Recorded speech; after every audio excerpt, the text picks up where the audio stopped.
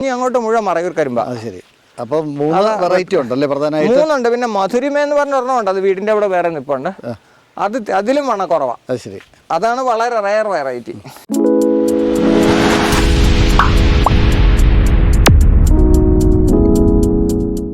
എല്ലാവർക്കും നമസ്കാരം. ഞാൻ മറയൂരിലല്ല, ഇടുക്കിയിലെ ഉപ്പുതോട്ടിലാണ്.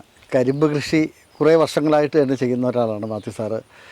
ഇപ്പോൾ നമ്മൾക്ക് ഈ വേരിയോട് ചേർന്ന് ഇങ്ങനെ കരിമ്പ് നട്ട് പരിപാലിക്കുകയാണ് അല്ലേ? ഏതെല്ലാം ഇനമാണ്?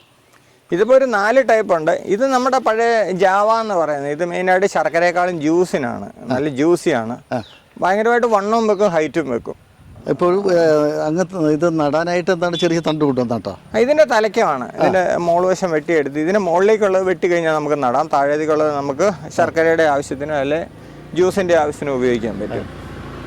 ഇതിപ്പോൾ നട്ടിട്ട് എത്ര നാൾ കഴിഞ്ഞപ്പോഴേക്ക് വലിപ്പത്തിൽ? എല്ലാം 1 വർഷമാണ് കരിമ്പിൻ്റെ ഒരു ആയുസ്.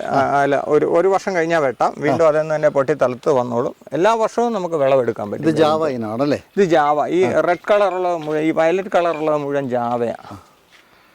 അതാണ് ഏറ്റവും നല്ലതുപോലെ നടിയിൽ വസ്തു. ഇതാണ് നടിയിൽ വസ്തു അല്ലേ? നടുമ്പോൾ എന്താ ശ്രദ്ധിക്കേണ്ടത്? എന്തോരം ആഴ്ച നടണം? ഇതിങ്ങനെ ചെരിച്ചിങ്ങനെ ഒരു 45 ഡിഗ്രിയിൽ ചെരിച്ചങ്ങ് വെച്ചാൽ മതി. അത് ശരി. പ്രത്യേകിച്ച് വളം പ്രത്യേകിച്ചൊന്നും വേണ്ട. ചാണകപ്പൊടി ഇട്ട് വെക്കാം. അല്ലെങ്കിൽ നമ്മുടെ ഈ മണ്ണിലൊന്നും ചാണകപ്പൊടിയുടെ അല്ലെ പ്രത്യേകിച്ച് വളത്തിൻ്റെ ഒന്നും ആവശ്യമില്ല. അല്ലെങ്കിലും വളർന്നോളും. അത്യാവശ്യം റോഡ് സൈഡിലൊക്കെ ആയതുകൊണ്ട് എക്കലും ഒക്കെ ഒലിച്ചേ. എത്ര വർഷമായിട്ട് അങ്ങനെ കരിമ്പ് കൃഷി ചെയ്യുന്ന ആളാണ്? ഞാനിപ്പോൾ 6-7 വർഷമായിട്ട് ചെയ്തിട്ടുണ്ട്. ആദ്യം കുറച്ച് ലാർജ് സ്കെയിലായിരുന്നു. പിന്നെ ഇത് പ്രോസസ്സ് ചെയ്യാൻ ബുദ്ധിമുട്ടായതുകൊണ്ട് ഇപ്പോൾ കുറച്ചതാ. എന്നാലും 3-4 വെറൈറ്റി നമ്മൾ പ്രിസർവ് ചെയ്യുന്നുണ്ട്. ഇപ്പോൾ ജാവ നമ്മൾ കണ്ടു. പിന്നെന്താ ഉള്ളത്? ഇനിയിപ്പോൾ ഉള്ളത് മാധുര്യ എന്ന് പറയുന്ന ഒരു ഇനമുണ്ട്. അത് കുറച്ചുകൂടെ അങ്ങോട്ട് മാറിയിട്ട് അത് വെള്ളക്കരിമ്പ. അതിന് ഷുഗർ കണ്ടന്റ് കൂടുതലാണ്. ഇപ്പോൾ ഈ ജ്യൂസൊക്കെ ഉണ്ടാക്കണമെന്നുണ്ടെങ്കിൽ നമുക്ക് ഇതാ നല്ലതല്ലേ? ഇതിനകത്ത് ജ്യൂസ് കൂടുതലുണ്ട്. പക്ഷെ എന്താണെന്ന് വെച്ചാൽ നമ്മുടെ ഈ റോഡ് സൈഡിലൊക്കെ ഇരിക്കുന്ന മെഷീൻസ് ഉണ്ടല്ലോ, അതിലൊന്നും ഇത് കയറുകയല്ല, മുറിക്കണം. വണ്ണം കൂടുതലാണ്. ശരിക്കും പറഞ്ഞാൽ ജ്യൂസിന് ഇത് നല്ലതാണ്. ഇതിന് ശർക്കരയ്ക്കും ജ്യൂസിനും നല്ല. ഇത് ഈ വെള്ളക്കരിമ്പില്ലേ, ഇതാണ്. പ്രത്യേകിച്ച് പേരില്ല. ഇത് മധുരിമ. അത് നമ്മുടെ കരിമ്പ് ഗവേഷണ കേന്ദ്രം വികസിപ്പിച്ചെടുത്തത്. ശരി. അത് ശർക്കരയ്ക്ക് നല്ല ഷുഗർ കണ്ടന്റ് കൂടുതലാണ് അതിന്. ഇപ്പൊ ജാവ കരിമ്പിനേക്കാളും കുറച്ചു കൂടിയിട്ട് വണ്ണം കുറവുണ്ട്. ഇതിന് വണ്ണം കുറവുണ്ട്, വളർച്ചയും കുറവാണ്. ശരി. മറ്റേതാണ് കൂടുതൽ നമ്മുടെ ജ്യൂസ് കൂടുതൽ കിട്ടുന്ന. അതാണ്. ഇപ്പൊ എന്തായാലും ഇതെല്ലാം വിളവെടുക്കാറായി തോന്നുന്നല്ലേ? ഇതതാ വിളവെടുക്കാറായി. ഇപ്പൊ ഇത് കൊലക്കാറായി കഴിഞ്ഞാൽ, കൊലച്ചു കഴിഞ്ഞാൽ ഇത് കൊള്ളത്തില്ല. അങ്ങ് മുൻ വർഷങ്ങളിലൊക്കെ എന്താ ചെയ്തത്? അത് മറയൂർ കൊണ്ടുപോയി നമ്മളത് ശർക്കരയാക്കുമായിരുന്നു. ഇപ്പൊ ഇത് കുറച്ചുള്ളതുകൊണ്ട് നമുക്ക് ട്രാൻസ്പോർട്ടേഷൻ മുതലാവത്തില്ല. അതുകൊണ്ട് ഇപ്രാവശ്യം ഒന്നും ചെയ്തില്ല. ആരെയും ജ്യൂസുകാർ വന്നു കഴിഞ്ഞാൽ മൊത്തത്തിൽ കൊടുക്കാമെന്ന് വിചാരിച്ചിട്ടാണ്.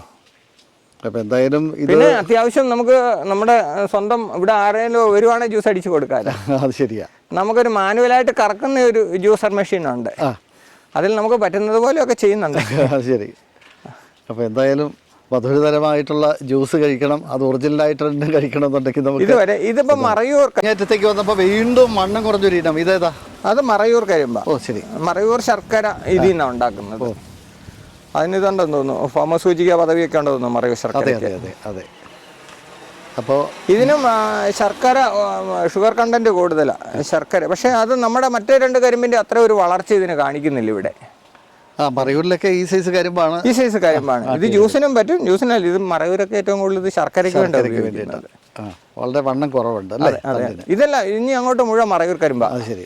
അപ്പം 3 വെറൈറ്റി ഉണ്ടല്ലേ പ്രധാനമായിട്ട്? 3 ഉണ്ട്. പിന്നെ മധുരിമ എന്ന് പറഞ്ഞ ഒരെണ്ണമുണ്ട്, അത് വീടിൻ്റെ അവിടെ വേറെ നിൽപ്പുണ്ട്. അതിലും വണ്ണം കുറവാണ്. ശരി. അതാണ് വളരെ റയർ വെറൈറ്റി. അപ്പം അങ്ങ് ഇതിനെന്തോ വളമിട്ടത്? ഇതിന് നമ്മൾ പ്രത്യേകിച്ച് വളമൊന്നും ചെയ്തില്ല. നട്ടപ്പോൾ നമ്മൾ ചാണകപ്പൊടി ഇട്ടു എന്നുള്ളതല്ലാതെ.